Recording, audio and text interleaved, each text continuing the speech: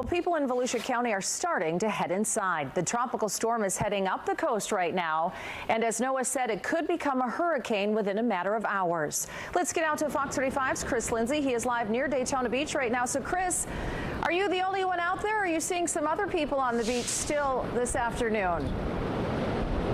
Well, there are a few people out here, but less than there were yesterday. As you can see, the wind is picking up. The tide is much higher, so that's likely why there aren't as many visitors, and it will likely stay that way for the next couple of days.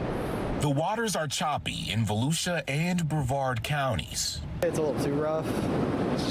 It's kind of just hard to be like in it. So while people who enjoy on the water activities may be excited, I kind of like the waves because it's just a lot of fun to me. the rip current risk is high. Over the weekend, Volusia County Beach Safety rescued 13 people from the water. Unfortunately, one 51-year-old man drowned. That's why they say it's best to stay out of the water for now. But if you choose not to, you should stay in front of the lifeguard towers. Stay aware and be prepared. Along with the rough seas and bursts of rain, you can also expect high winds, up to 40 miles per hour, meaning you should secure any loose items outside your home. We don't want that debris getting out on the road, getting in our ditches, blowing around to other people's yards.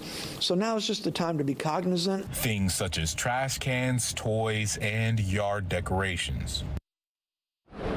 There could also be some flooding here on the coast as well. Again, these conditions are expected until about Wednesday. Reporting live in Volusia County, Chris Lindsay, Fox 35 News. Chris, thank you. And remember, Fox 35 is Fox Local. Use the QR code right here on your screen to get the app directly downloaded to your phone, and it's also available on your smart TV for free. You can also get forecasts from our Fox 35 storm team, and you can track the storms right along with us.